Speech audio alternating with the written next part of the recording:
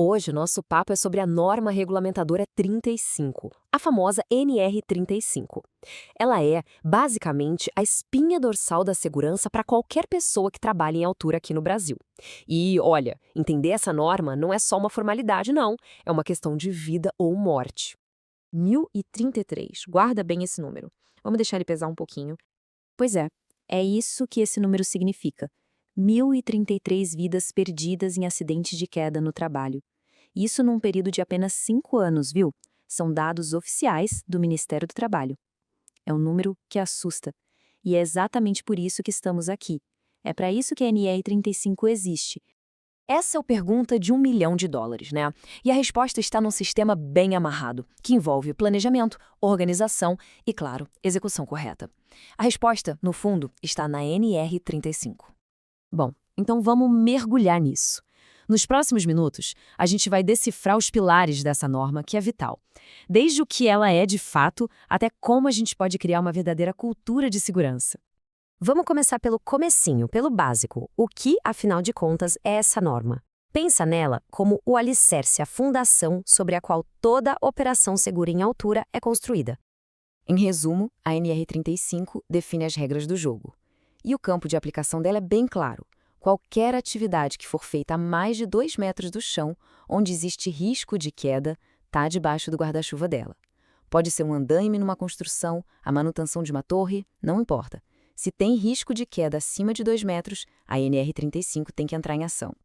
Mas olha, a NR35 não é só uma lista de pode e não pode. Existe uma filosofia por trás dela, sabe? Uma ordem de prioridades que tem que guiar cada decisão.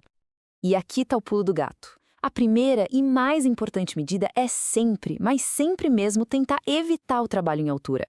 Será que dá para fazer o serviço do chão? Sei lá, com uma haste extensora, talvez? Se der, ótimo, é essa a solução.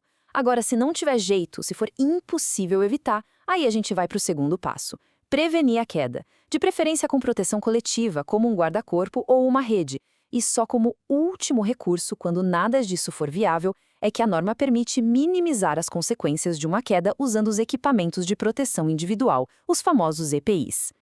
Antes de qualquer pessoa sequer pensar em subir uma escada ou andaime, a segurança já começou. Ela começa aqui, no papel, com documentos que transformam a prevenção em um processo organizado. E aqui, a norma faz uma distinção que é crucial entender.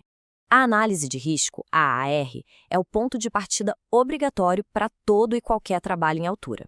Já a permissão de trabalho, a PT, funciona como uma camada extra de segurança.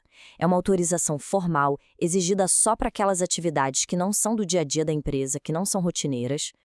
E essa análise de risco ela é super detalhada. Vai muito além de um simples cuidado para não cair.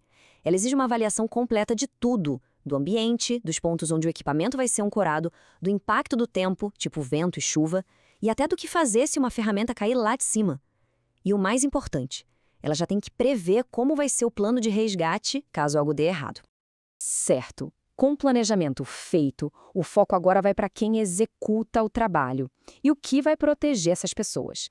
A equipe e os equipamentos são as peças que fazem a segurança acontecer na prática. Aqui tem outra distinção fundamental que a norma faz. Um trabalhador capacitado é aquele que fez um treinamento específico de no mínimo 8 horas. Mas para ser considerado autorizado, precisa de mais.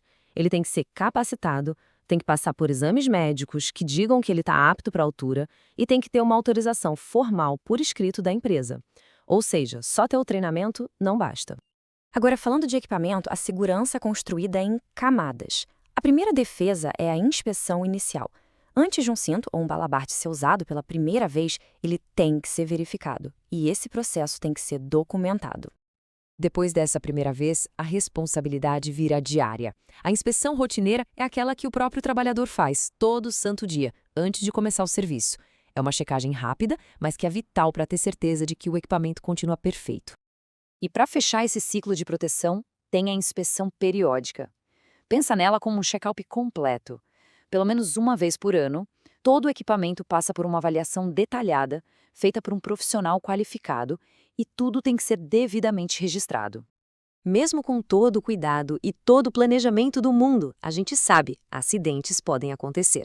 É por isso que a NR35 exige uma rede de segurança final, um plano de emergência que seja robusto e, principalmente, bem ensaiado. Essa frase é fundamental, porque aquele mesmo cinto que salva a vida na queda pode virar uma ameaça.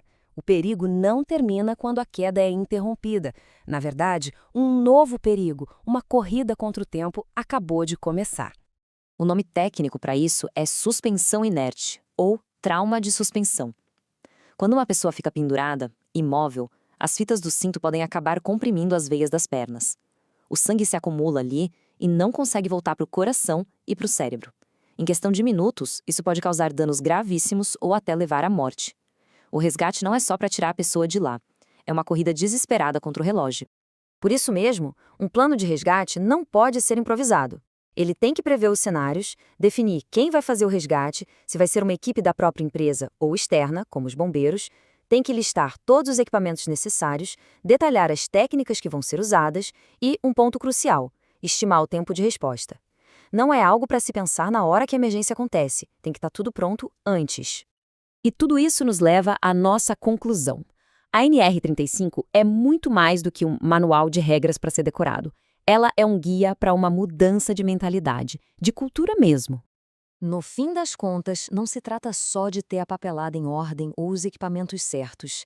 Se trata de criar um ambiente onde a segurança é um reflexo, um valor que está dentro de todo mundo, do gestor ao trabalhador na ponta. É quando a prevenção deixa de ser uma obrigação e vira um hábito. E a gente termina com essa provocação para todo mundo pensar. Segurança em altura é só conformidade? É só seguir as regras para não tomar multa? Ou é sobre, de verdade, construir uma cultura em que cada vida é a prioridade máxima? A resposta para essa pergunta é o que, no fim do dia, separa o papel da prática e, muitas vezes, é o que separa a tragédia da prevenção.